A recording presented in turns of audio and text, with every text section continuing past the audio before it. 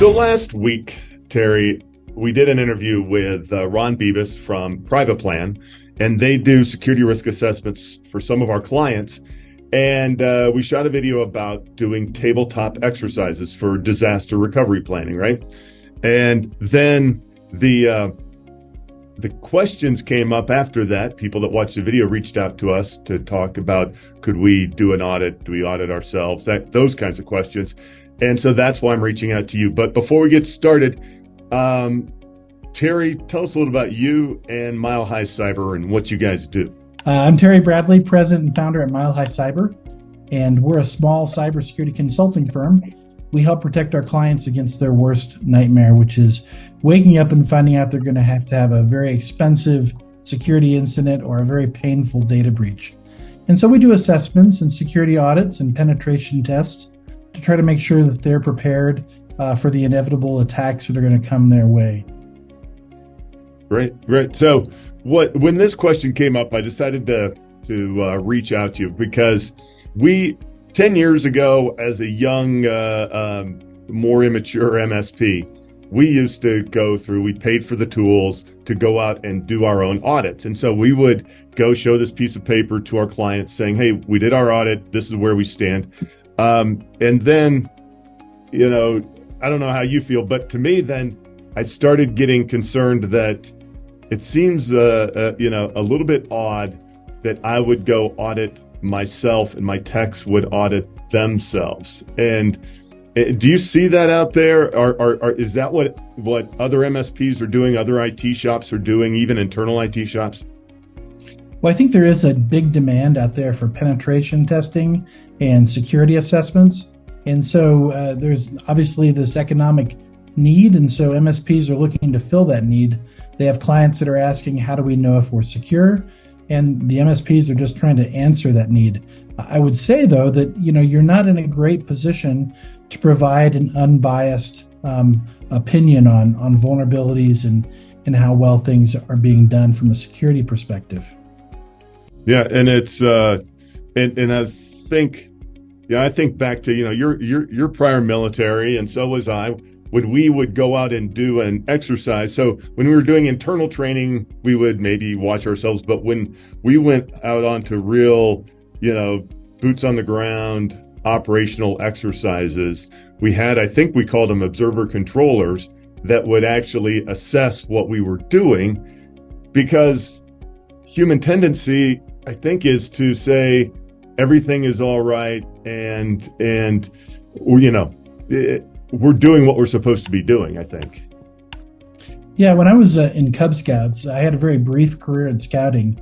I got a hold of the merit badge book and I looked at the requirements. I went up to my bedroom and earned about 10 merit badges in the space of about 10 minutes.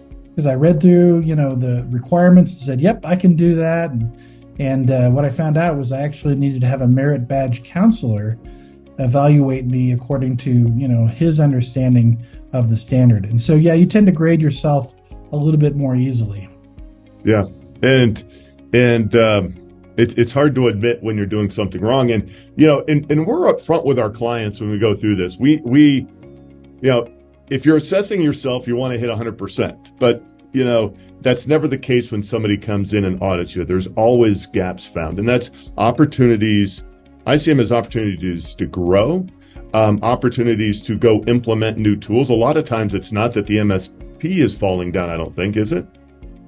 It really depends. Sometimes the MSP is taking shortcuts, and we find that, but more often than not, it's honest mistakes. And, when I write a report for a customer, I give it to my proofreader because I know I'm going to make some typos.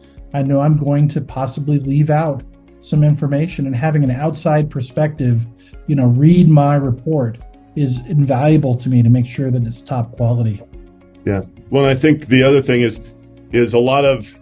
sometimes we're not the best salespeople to explain why you might need something like managed detection and response or a SIM tool or these other things. And it's hard to convey that into a budget a lot of times for either internal IT to go tell their boss, hey, we got to spend 10, 15, 20 bucks a month per person to implement this security tool, and this is why. Are you able to help turn that into a language that the C-suite can understand? Yeah, absolutely. I think one of the most valuable skills of a cybersecurity professional is not just the technical skills to do testing, but to be able to craft a narrative and explain why you're making this investment, what it's going to do for you. And when you have those audits or a penetration test, that's a great opportunity to see if your protections are working as intended and if your detection capabilities would actually detect a real bad guy on your network. And so, if you've got some great detection capability, you never hear the alarm go off. You think, wow, is it even working? But when you put some pen testers on the network and you create some activities and some excitement for the security operations team, then you say, okay, yeah, that's what this tool does. It actually detects when bad things happen. Or, you might find in some cases that it doesn't detect, and then you have to go back and figure out, okay, why is this tool not working the way we thought it did? Right. No, that's great. Great information. And yeah, one of the things that it's always been a challenge is trying to allocate the budget when people are trying to cut elsewhere. And this cybersecurity tools are so critical nowadays. And if you don't stay on top of it, the other thing I think that Mile High Cyber brings to the table is the experience that, if a company has one or two internal IT people, they cannot stay on top of the changing landscape, can they? No, it's quite a bit. In fact, that's the thing I like about this field is there's always something new to learn. I'm constantly reading about new attacks, new security incidents, new attack groups that have been discovered, that have been operating for a long time, but just had never really been picked up until recently. And so it's a whole universe unto itself. And I certainly don't try to advise my customers on how they should run their backups or how to apply patches. I focus on cybersecurity. That's what we're really good at. We don't try to do IT services for our customers. Right. So it makes for a great partnership to have both of us. What is the scariest thing you've seen in the last couple of weeks? Well, I was at a panel up in Denver last week, and Secret Service agent said that he's seen a whole bunch of recent security incidents where bad guys got in with really weak usernames, like username of Cisco and password of Cisco. And I would have scoffed had I not seen the exact same thing 3 days earlier. So we were working with a customer that wanted a penetration test. They told us what they thought their assets were. We discovered some additional network connections they didn't know about that were backup circuits. And we found actually a router with a username of Cisco and a password of Cisco.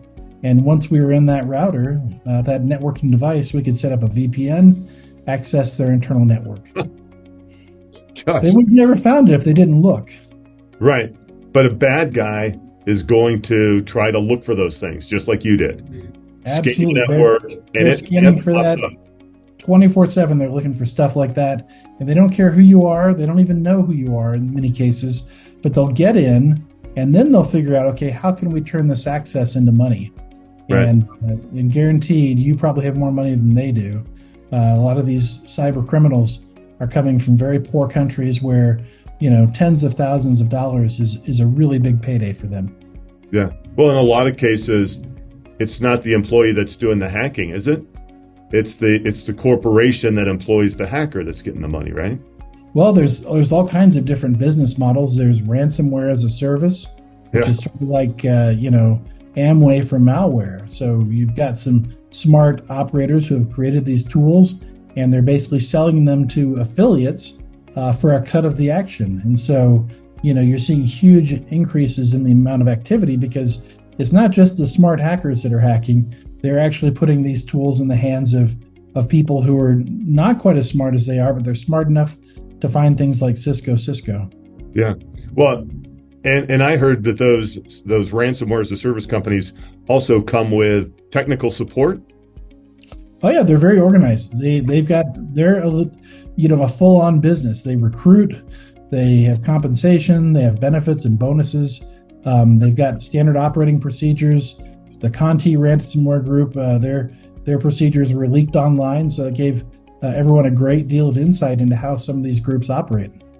Wow, definitely not the ethics that you and I grew up with and have had for our entire career. So it's a scary world, Terry. But all right, so I appreciate you. If somebody, this is very enlightening and always concerning to hear about new things that are going on out there. But if somebody needs a cybersecurity expert to partner with their company or to check on their outsourced MSP or outsourced IT guy, or if they need to do an audit for compliance, then how do they find you? Yeah, we're easy to find. We're on the web at milehighcyber.com. And you can find me on LinkedIn. I'm Terry Bradley, terry.bradley at milehighcyber.com. Give me a call. My number is 719-310-5454.